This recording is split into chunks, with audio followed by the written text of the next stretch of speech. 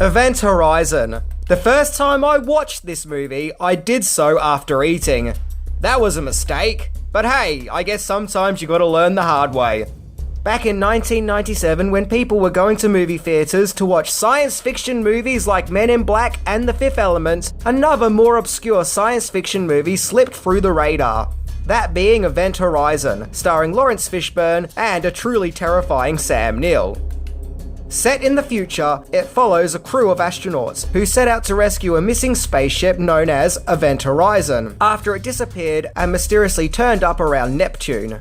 But this is no ordinary spaceship, but a pretty messed up one, as it was used for experiments for exploring other dimensions of the space-time continuum. But in doing so, has opened up a hellish realm, of which has now taken over the entire ship, with all the astronauts on board experiencing their own terrifying personal hell. Yeah, this movie doesn't hold back on its intensity, and is definitely a movie that once you watch, you're going to remember for a very long time. So it's time to go on board the Event Horizon once again as we explore 10 things that you didn't know about this movie. And if you did know it, then well done, you're as weird as me. So let's check out this truly messed up movie.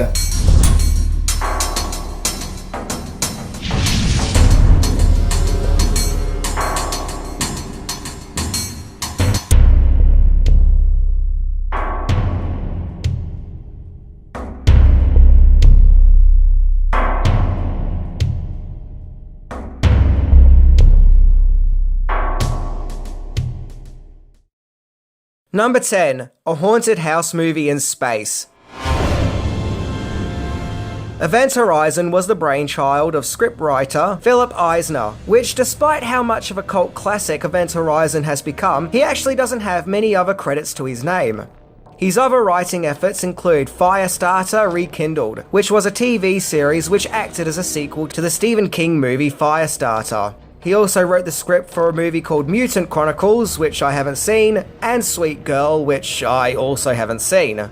He's also done some comic book work and teaches screenwriting at UCLA. But before all that, he wrote the screenplay for Event Horizon. Supposedly, something that was a huge influence in the creation of Event Horizon was the miniature war game Warhammer 40,000, in which in the game, ships can move at great speeds by travelling in parallel dimensions, of which evil spirits lurk in these warp dimensions and can take control of ships and possess the crew. According to IMDb, he wrote the script after experiencing a family tragedy. Eisner took his Event Horizon script to Paramount Pictures, who were keen and trying to get producers Lawrence Gordon and Lloyd Levin on board to produce Event Horizon. The two producers had previously produced the Die Hard and Predator movies. To entice Gordon and Levin, Eisner explained that Event Horizon is like a haunted house movie in space, and thankfully this concept did get the producers interested and invested in the movie. Although, I would argue that if the final film is anything to go by, Event Horizon is not so much a haunted house movie in space, but more of a surreal, twisted, nightmarish, demonic possession in space. To me, this feels more like Hellraiser in space, despite the fact that there already was a Hellraiser in space. Yeah, but anyway, moving on. Number 9. The director turned down the Mortal Kombat sequel and X-Men movie.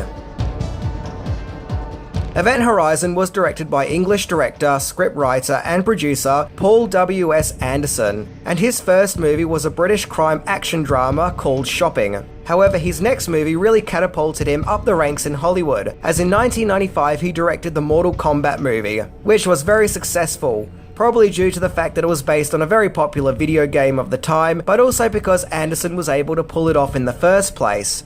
And so the young filmmaker was getting offers to direct big mainstream movies left, right and centre. One of them being the opportunity to direct the movie adaptation of X-Men, and naturally the Mortal Kombat sequel, Annihilation. But none of these lucrative offers interested Anderson. He specifically wanted to move away from the safe confines of a PG-13 movie, and to direct a hard R-rated movie. Then Paramount Pictures sent Anderson the script for Event Horizon, and just like that, he found his next movie. And it doesn't get any more R-rated than Event Horizon. This movie is pretty gross. Awesome, but gross.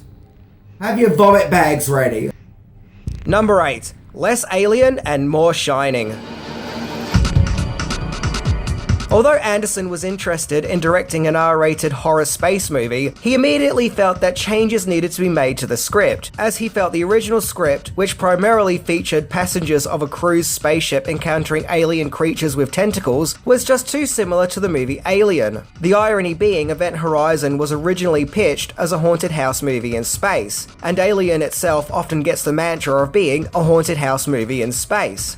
Regardless, Anderson didn't want to direct what he felt was an Alien clone, and wanted more of a classic supernatural horror ghost story approach. So he drastically rewrote a lot of the script, and took inspiration from classic ghost story movies like The Haunting and The Shining. As with those movies, you couldn't exactly see the terror that was lurking, but you just knew that it was there, which created more suspense, and both movies were ambiguous with what really went on in their story narratives, which is really up to the interpretation of the viewers to figure it out.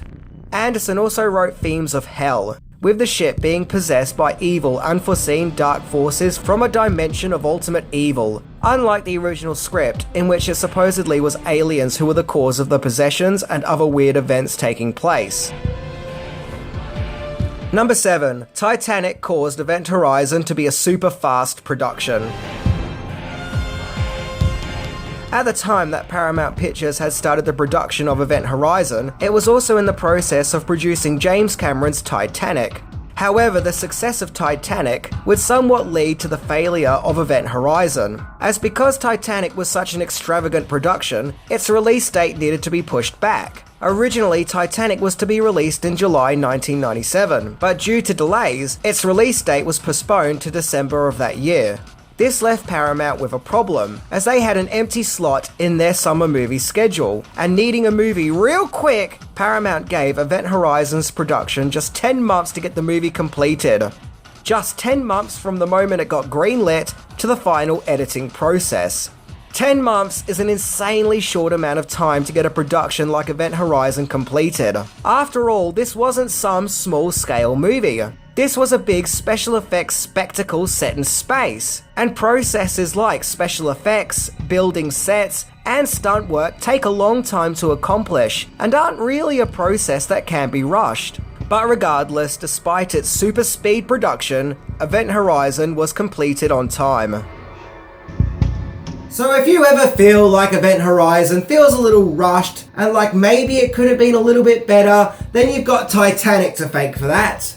Good one, Titanic. Number 6. Dragging the cast to hell. When it came to the cast of Event Horizon, Jeremy Irons and Amy Brenneman were originally set to star in the movie, but that ultimately didn't happen, and it's unclear what roles that they would have played. When it came to the movie's main lead of Captain S.J. Miller, several big action movie stars of the time were considered, including Bruce Willis and Arnold Schwarzenegger, and at one stage even veteran actor Tommy Lee Jones was considered, till the part went to Lawrence Fishburne, who 2 years later would return to the world of science fiction, starring as Morpheus in The Matrix. Incidentally, Schwarzenegger would eventually go on to star in a movie where he faces evil demonic forces in End of Days, also 2 years later. When it came to the sympathetic but also creepy role of Dr. William Weir, Bill Pullman and Scott Glenn were offered the part, but both turned it down, so the role ended up going to Sam Neill, who just a few years earlier starred in Jurassic Park. And wow, could Neill do deranged and creepy really well. I mean, this guy made my skin crawl while watching this film. Well, he was no stranger to satanic supernatural thrillers, as he previously starred as Damien in The Omen 3: The Final Conflict, all the way back in 1981. When it came to the music of Event Horizon, director Paul Anderson wanted to use the English electronic music group Orbital, who also previously helped with the score of Anderson's previous movie Mortal Kombat, and he also felt that the group would help to create a terrifying out-of-this-world soundtrack for the movie. But Paramount weren't too keen on using the group solely to compose the score, so Anderson brought in composer Michael Kamen to score Event Horizon, whom at that stage had scored many memorable movies, like Lethal Weapon and Die Hard. And Kamen would collaborate with Orbital, making it a hybrid of a traditional score with experimental electro music, which helped to create the movie's distinct and terrifying sound. Also that year, Orbital contributed to the soundtrack of the movie adaptations of Spawn and The Saint. Number 5. The spacesuits were the real hell. So because of the as-mentioned debacle with Titanic's rescheduling, Paramount only gave Event Horizon's production 10 weeks to prepare for filming after giving the movie the go-ahead. Filming Event Horizon in Los Angeles would have been out of the question, as the LA studios were too busy with Titanic at the time. So filming took place in London, namely Pinewood Studios, and there was major pressure put on the cast and crew to get the movie done quickly. British production designer Joseph Bennett bravely came on board after every other production designer turned the gig down, and he managed to muster up a British crew who were able to get the sets complete in just 4 weeks. However, something that caused major issues on set, particularly for the actors, were the spacesuits that they had to wear.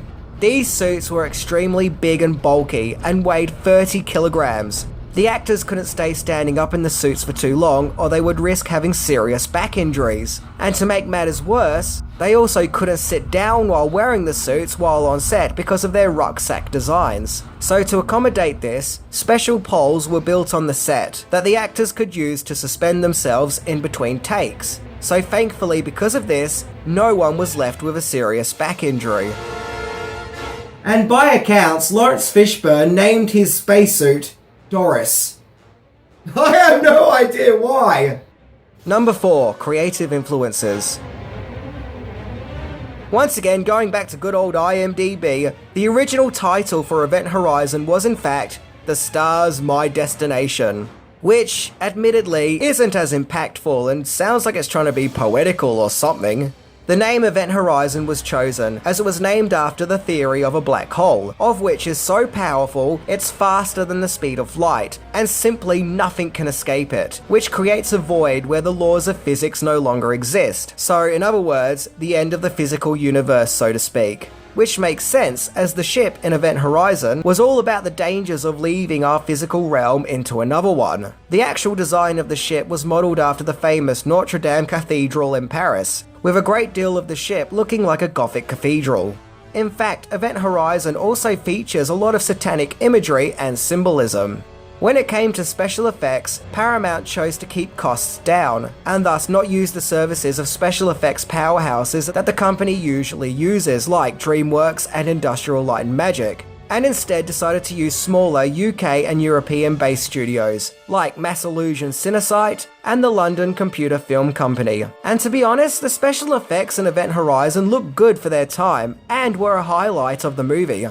Also, while the movie was being filmed at Pinewood, Stanley Kubrick's Eyes Wide Shut was also being filmed at the studios, with the movies being filmed on sound stages next door to each other.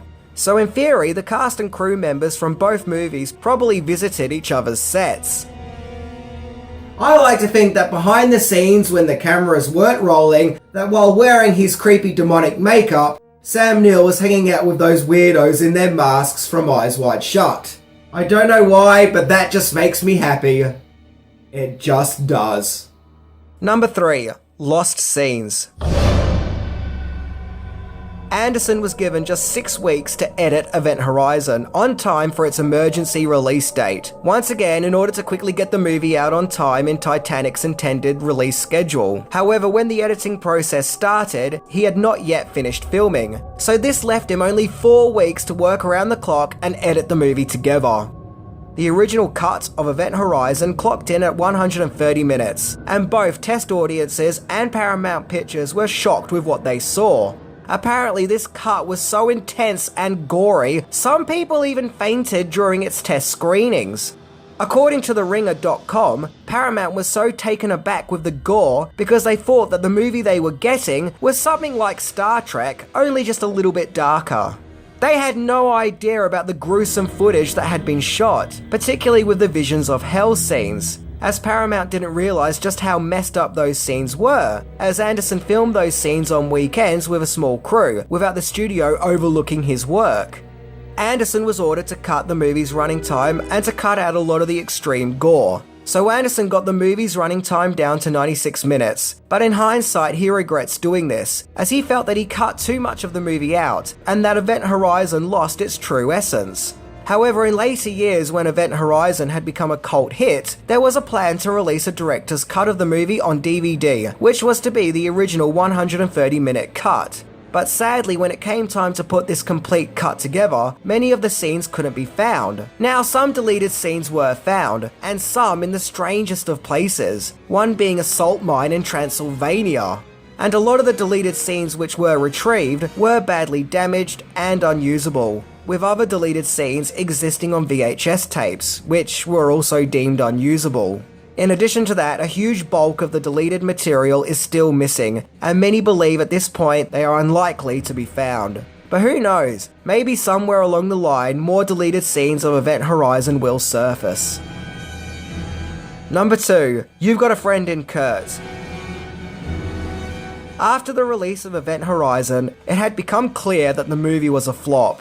More on that shortly. Director Paul W.S. Anderson was feeling kind of down about this movie being a box office failure, but found comfort in the most unlikeliest of places, that being Kurt Russell. You see, after making Event Horizon, Anderson would go on to direct the futuristic science fiction action movie Soldier for Warner Bros., which starred the aforementioned Kurt Russell. And while filming the movie, according to 80skids.com, Russell would try and make Anderson feel better about Event Horizon's failure, and told him, quote, "Forget about what this movie's doing now. In 15 years' time, this is going to be the movie you're glad you made." And this prediction by Russell actually came true, as the movie would go on to get a huge fan base and be discovered as an unrealized science fiction horror movie gem. And Anderson is both proud of the film and delighted with its popularity that it's earned later on, saying, quote, "It's extremely gratifying that people have discovered it and like it, and that it's referenced quite a lot now." As for the movie Soldier, well, it'll seem that with a talented director like Anderson on board, in his prime, with a kind and caring Kurt Russell also on board, that the movie would be a sure hit. Yeah, look, it wasn't. It flopped hard. But you win some and you lose some. Number 1, Eventful Flop. Event Horizon's supersonic rush production saw the movie released on time in August 1997, with the intention of it being Paramount's big summer movie. But ultimately, its release was a total disaster, with it only bringing in $42 million on its $60 million budget. It also got not so favourable reviews from critics, who felt that the movie was a big loud mess, which never reaches its full momentum, despite the movie having potential. And they also felt that the movie chose to focus more on shrieking gore than its script. But saying that, many critics could actually see the similarities and influences from other movies, like Alien and The Shining. However, later down the track, thanks to home media releases on VHS and DVD, Event Horizon would gain a cult following by adoring fans who appreciate this truly shocking and terrifying movie experience that Anderson was trying to create, rather than it being observed as just inflicting disgust and outrage, like how many had seen it at the time of its theatrical release. Many fans love and embrace just how dark and daring Event Horizon is. Seriously, this movie's pretty hardcore, it doesn't muck about. And how it truly creates a gruesome space nightmare. In fact, Event Horizon has become such a fan favourite that in 2019 it was announced that there will be a TV series based on the movie, which will be produced by Paramount Television and Amazon Prime. I honestly think it's astonishing that such a well-crafted movie could be made in such short, unprecedented time, while also being under so much pressure. On most occasions, this probably would have produced a product that was not really up to scratch, or a movie that feels rushed, or a movie that just generally feels like a hot mess. But Event Horizon feels like any other big spectacle movie of its time. So the fact that Anderson could deliver the goods under such circumstances is outstanding, and whether you like the movie or not, that accomplishment is worthy of praise. The only downfall is the scenes that are lost and missing, seemingly forever. I find it baffling that movie scenes could get lost in the 90s, as you would think that there would be better practices and standards of product care at that time. I mean, this isn't the 50s, this is the 90s. But regardless, it is what it is, and it's not what it isn't. But I just hope that maybe one day, all these scenes will be found and restored, and then maybe we can finally see Anderson's true vision. Event Horizon, the way that it was meant to be seen.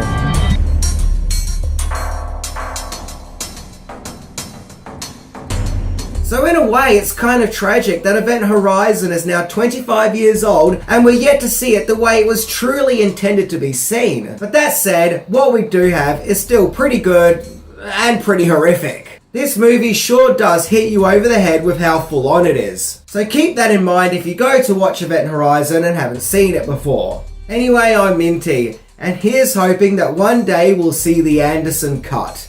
See ya!